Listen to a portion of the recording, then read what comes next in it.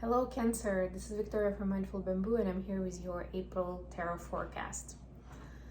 Just as usual, we're going to be taking a look at your situation with your romantic partner, with your life partner, whoever you're dealing with, whoever you're thinking about at this point in time. Then we'll take a look at your career and workspace and we'll get you some cards for guidance from the universe. And I'm actually going to start with an oracle deck, and this is the wisdom of the oracle with me today. Alright, before I start, a quick reminder that this is a general reading, so take only what resonates and leave what doesn't. If you enjoy my readings, what I'm doing, don't forget to like, subscribe, and better to click the notification bell, leave a comment or share the video. I really appreciate you all guys, and of course if this is not your story, then you may want to check out readings for your other placements, Sun, Moon, Rising, or Venus. If you don't know what they are, just go to the link in the description box and you can put in your information and find out. Alright, let's get started. Let's see what we have for Cancer for the month of April. There will be a lot of astrological events happening in April, including important planet conjunctions, including one of the eclipses. I think it's a moon eclipse happening at the end of April, so this will be a busy month for all of us. If not in our everyday life, in our physical life, and at least in terms of working on our mindset, changing our habits, etc., etc. So Cancer, you have the Yang energy. Yeah, I was just speaking about being a busy month. Yang is the action energy, right? It's masculine energy. It's about making conscious changes in your life. I love this. Let's see what we have with tarot.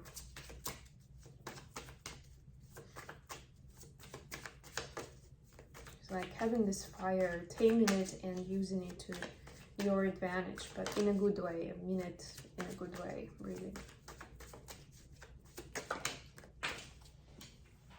Yeah, we got High Priestess as the first card. This is your card, Cancer.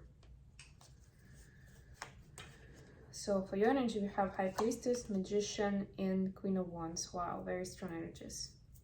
Magician is the energy of Gemini and Virgo. For your workspace, we have Knight of Swords, the Star, and Wheel of Fortune. Wow, so many major arcanas. There's definitely a divine intervention happening. So here we see Aquarius and Sagittarius energies. Could be dealing with one of those signs. And finally, for the advice, we have Two of Cups, Five of Swords, and Six of Pentacles. Bottom of the deck, Page of Pentacles. Yeah, this is also about taking action, but it's also about learning something new. So we're gonna get more information from the cards. But yeah, definitely I see, what is it, 4 major arcanas in 9 cards. That's a lot. So know that if certain things seem uncomfortable, just trust your intuition and don't be surprised. Don't overthink. Just know that the universe, the higher power, whoever you believe in, the divine God is leading you to your happiness, to your success. So this may look a little strange, but ultimately that's the divine plan. We actually see Wheel of Fortune here, so that's another confirmation that there will be events like that. So for your connection,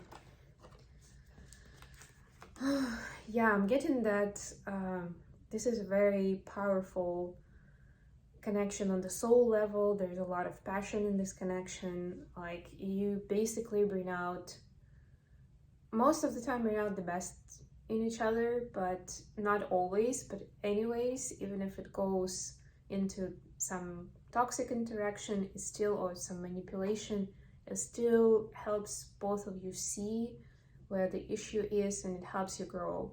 It helps you become better versions of yourselves, which is beautiful.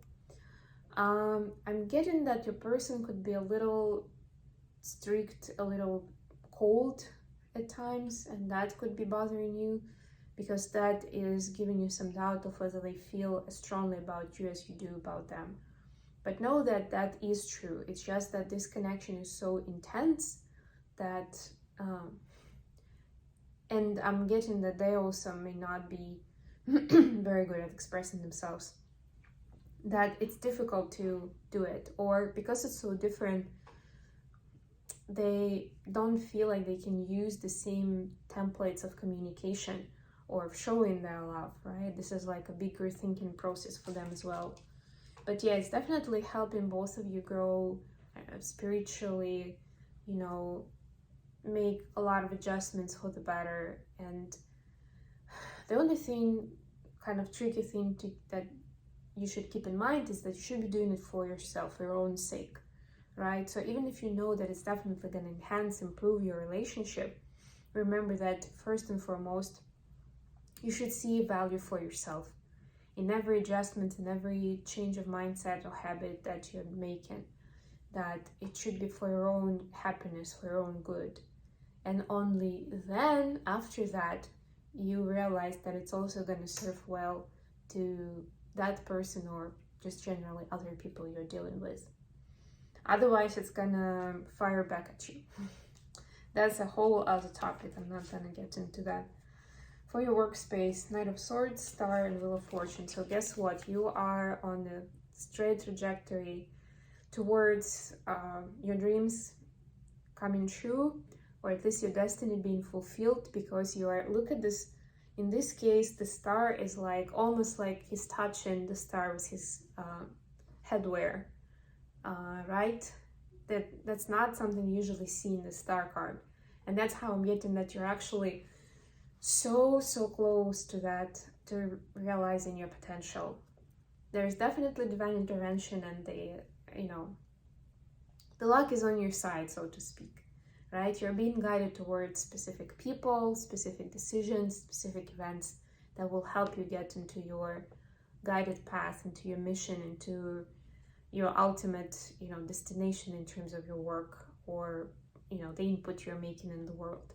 And you're asked to just go confidently for it. And you see this guy is like going towards this, let's call him Egyptian royalty, right? But it's towards the star, towards getting the star. So you need to be enthusiastic about it. That's what is being asked, I'm hearing.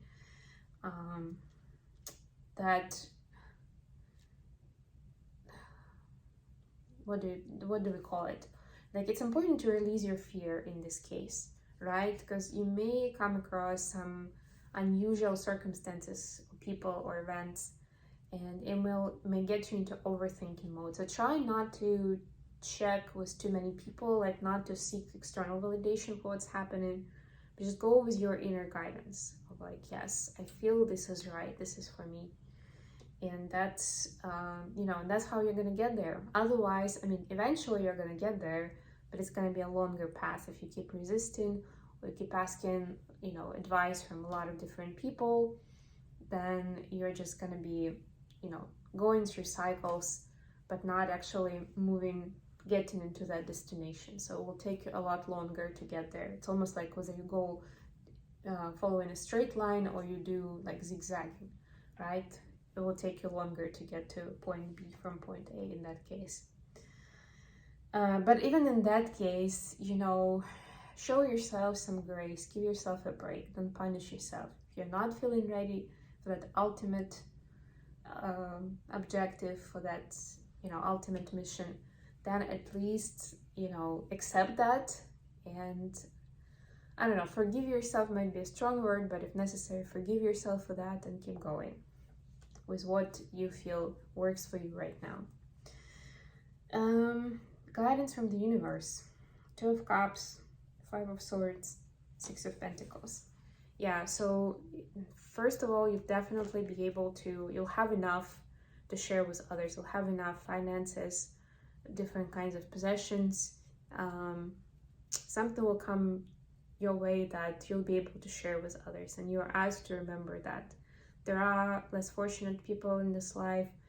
We have a lot going on in the world now. We definitely have people who are in much worse situation than we are, and we're asked to remember about those and to help them. If not with money, then at least energetically. It could be through volunteer work, it could be through so many different ways. But this is important for the flow of energy in your own situation in your own life. With these cards, Two of Cups, that's the strong soul bond that we saw in your life partnership. So remember that this relationship is not just about, it's not just about physical space, it's not about getting married, having children.